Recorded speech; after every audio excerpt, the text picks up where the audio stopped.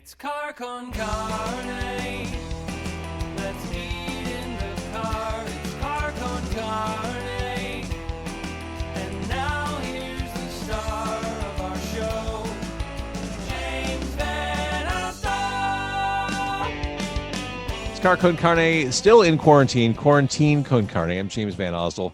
My voice a little deeper and throatier after talking at the concert last night. I was at Local H at the drive-in downstate in Gibson City at Harvest Moon Drive-In.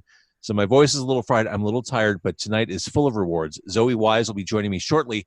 Before we get there, I should mention Car Con Carne is sponsored by C&H Financial Services.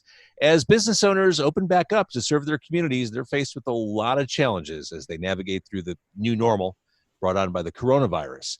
C&H Financial Services is here to help. They offer a variety of products that range from traditional merchant accounts to a zero-cost payment processing solution, which eliminates the expense associated with accepting Visa, MasterCard, Discover, and American Express as a form of customer payment. C&H Financial Services eTab solution is easy to set up for your business for online ordering, curbside pickup, whatevs. C&H also offers cost-effective commercial lending programs to help get your business the money it needs to make it through these unprecedented times. To learn more, contact C&H Financial Services at 855-600-2437 or go to www.chfs.us. As promised, Xoe Wise returning. Is it lightning where you are? Did I just see lightning through the window? There was this epic rainbow that just happened. You know, it went full, like I had two walls and the rainbow was, I could see through both windows. It was pretty amazing, like 5 minutes ago. And I think it even spelled Car Con Carne. I'm sure it did. Section of it, yeah. About an hour before we started recording, it got just apocalyptic outside. The rain coming down, like repeat thunder, boom, boom, boom, boom, boom. I'm like, okay, we're not going to have power tonight. Like I was convinced that the entire power grid where I am was going to be taken out and we'd have to rain check this, so to speak. But everything seems fine. Now there's just like an eerie colored yellow sky. Right. That's a good thing, right? It is a good thing. It's perfect podcast glow. It's nice lighting, if nothing else. I dig it. It was so funny how stormy it was, and I was moved to try and make a music video earlier out in the sky, like the sky being really strange and stuff. So I was out there trying to make that happen with my girlfriend earlier and friend Marcy, and we distantly tried to make this music video, see what happens. But we didn't get caught in the rain, and the sky was so weird and awesome, and yeah, it's pretty cool. I love that. The sky goes all weird. The weather just looks like it's perfect for a music video. Roll them up. Let's go outside. Let's do this. Time's wasting. We got to make this happen while it still looks cool outside. Yeah. That's the artist in you. So for people who haven't met Xoe Wise before, she's a singer-songwriter. She is a beloved Chicago performer. And you have a new album coming out next month, which is called Air. Yes. Now, it was supposed to come out today. I think when I originally booked you, I'm like, oh, this will be great timing. But we could still, pre-promotion's a valuable thing. Is this all stuff you worked on during the pandemic, or were these songs put together before the world went upside down? Yeah, the songs themselves, I was already in the works to put them out around now. The pressure kind of went away as far as a CD release show date that was supposed to be at Shuba's on July 9th. So I was in school, and then this summer was going to be a real big dive back into full-on music, and that shifted. But so with that, some of the dates shifted and everything, and I wanted everybody needed to take a breath, and you know, even though I was offering a record called Air, there was like this really big deep breath that everybody I feel like kind of needs to take right now, and so it just made sense to wait a little longer. But the songs themselves were written back. One of them, a song "Late Parade," was written back around the Ferguson riots, and called "Late Parade." Clearly, we're late on some stuff. And then a lot of the other ones are love songs and me figuring out how I am as a dual human being in the way of feeling like I'm a real hippie, easy breezy person, but I actually like really care about some things and letting myself like lean into caring and the journey of that through love and life and all of that and what it means to breathe. Well, I'm glad you said that, because when I listen through these songs, again, next month is when we can get Air in our hands, in our streaming players, etc. These are relationship songs. I mean, right out of the gate, Air and Cloud, I mean, these sound like very personal portraits.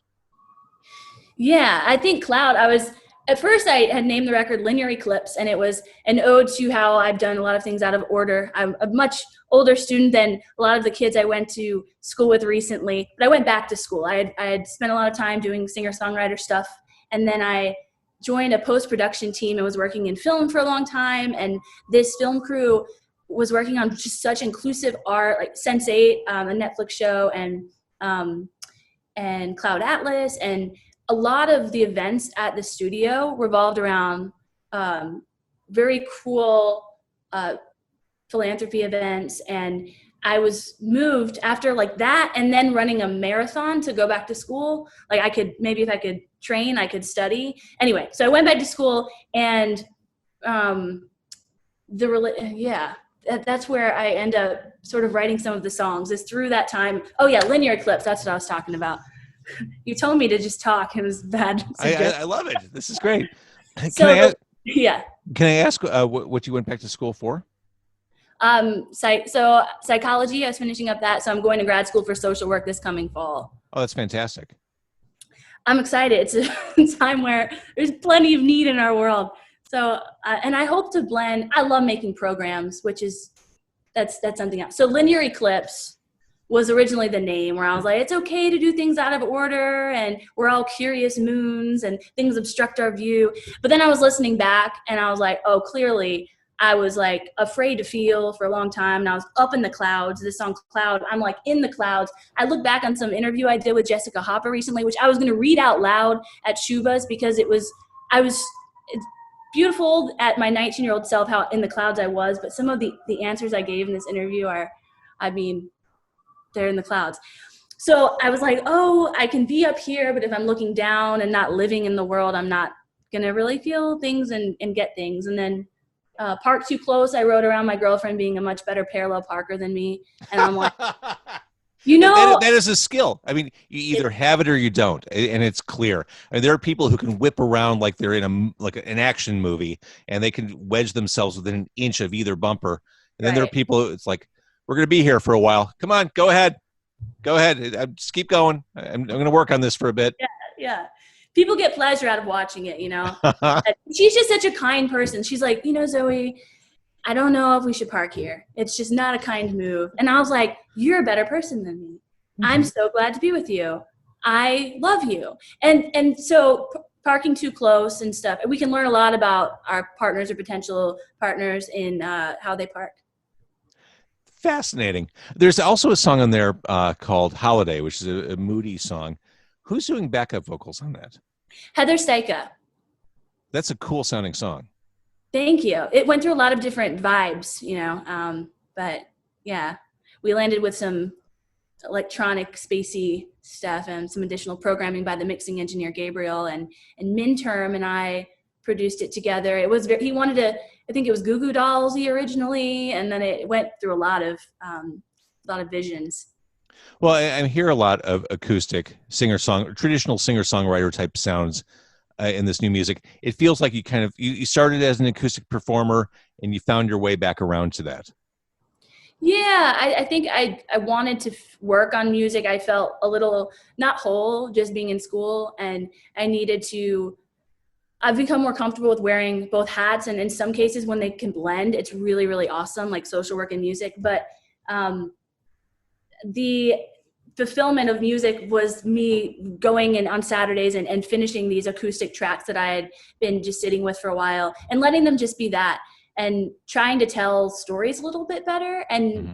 I'm a wanderer, and so I've dabbled in a lot of genres, and I love the rock and electronic stuff, and I was just in a place where I wanted to try to tell a story better. I think this record got a little closer. I'm still working on it. You talked about your interview with Jessica Hopper from when you were younger.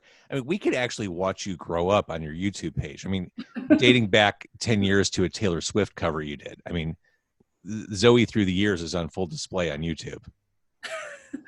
Whew, that's true. Yeah. So all my future clients of social work should be an interesting road.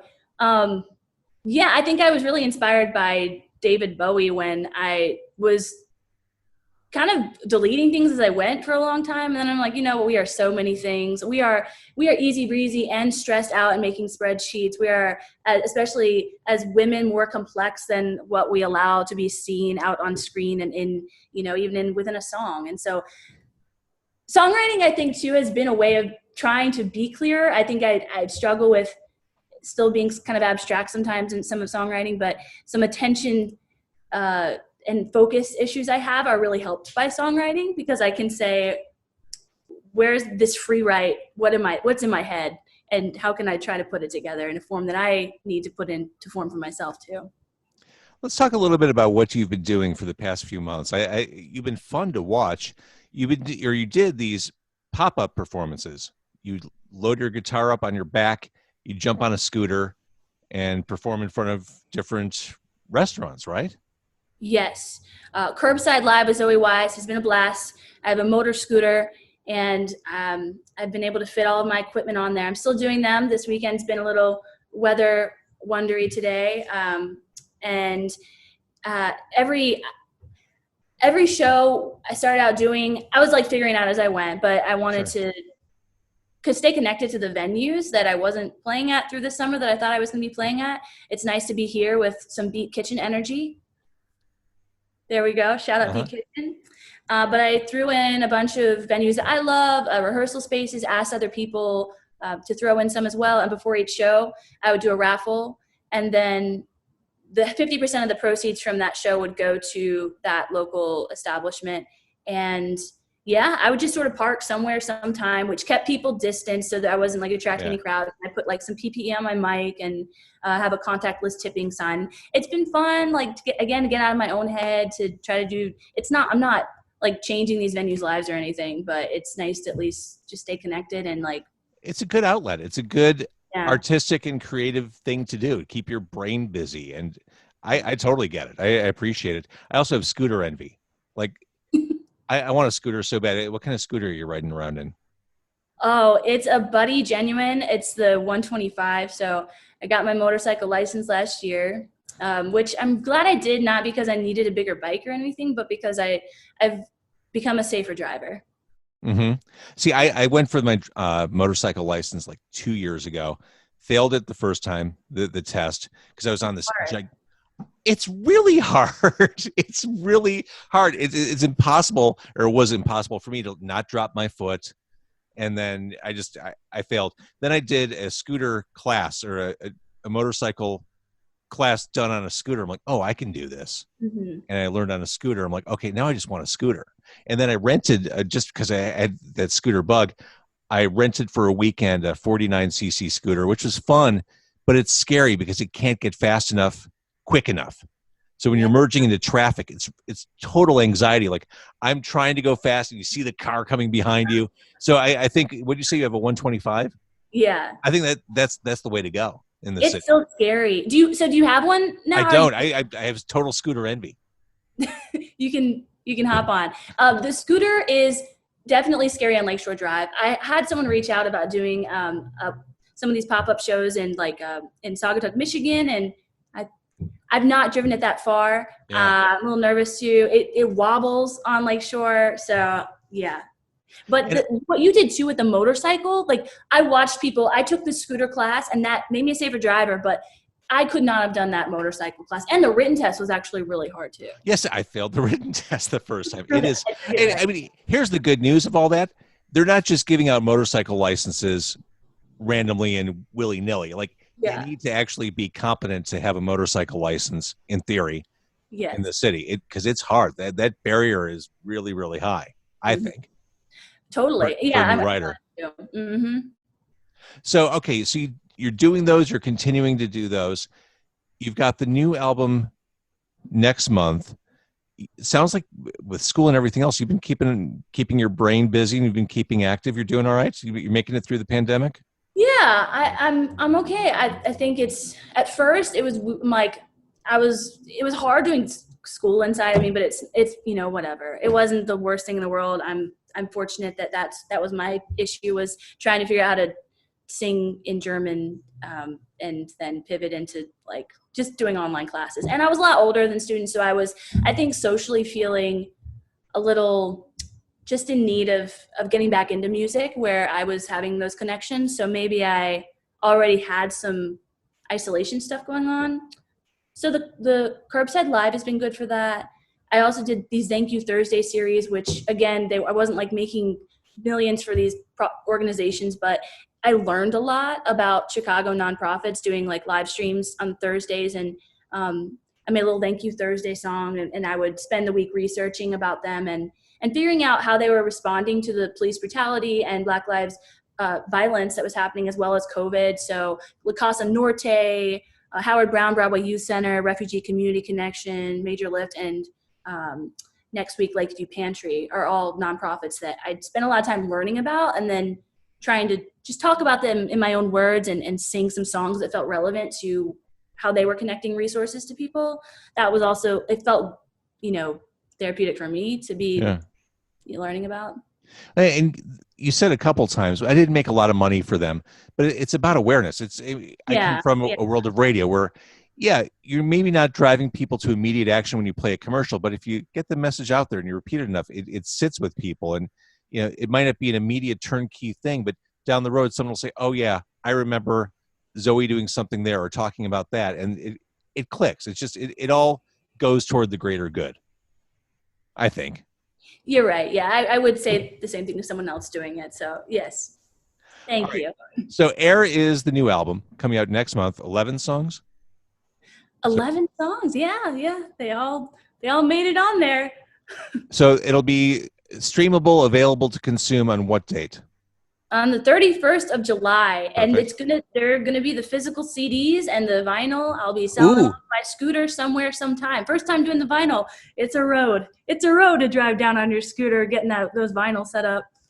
Oh, that's awesome. I'm I've got my Blind Adam and the Federal League vinyl right behind me. Just got that today. I love supporting Chicago artists on vinyl. That's awesome. That's exciting. That's thrilling. Like, I know it's cool to have a CD that you put together, but there's something that feels more substantive about having that record in your hand. Oh, I'm stoked. Yeah. And my niece is on the cover. She's 7. So that's awesome. She's super stoked too. She's You're already a good done aunt. Plenty of vinyl. I paid her $25. I hired her. Like, it was very official. I FaceTimed her and I was like, Paisley, I'm a musician. Yeah, Zoe. Meanwhile, like, my sister's yelling in the background, like, Paisley, brush your teeth. And she's like, don't control my body. Oh my God, that's amazing. And she's like all business. And then she like gets the check. It's cashed right away. She calls me and she's like, thank you, Aunt Zoe. And it was very cute. But that's adorable. Yeah. All right. I want to thank everyone who's been watching on the Facebook Live. I'm going to stop the stream there and I'm going to say thank you. That was great. Thank you. Thanks so much for having me on, for doing these. It's been so much fun to watch and be part of. Thank you.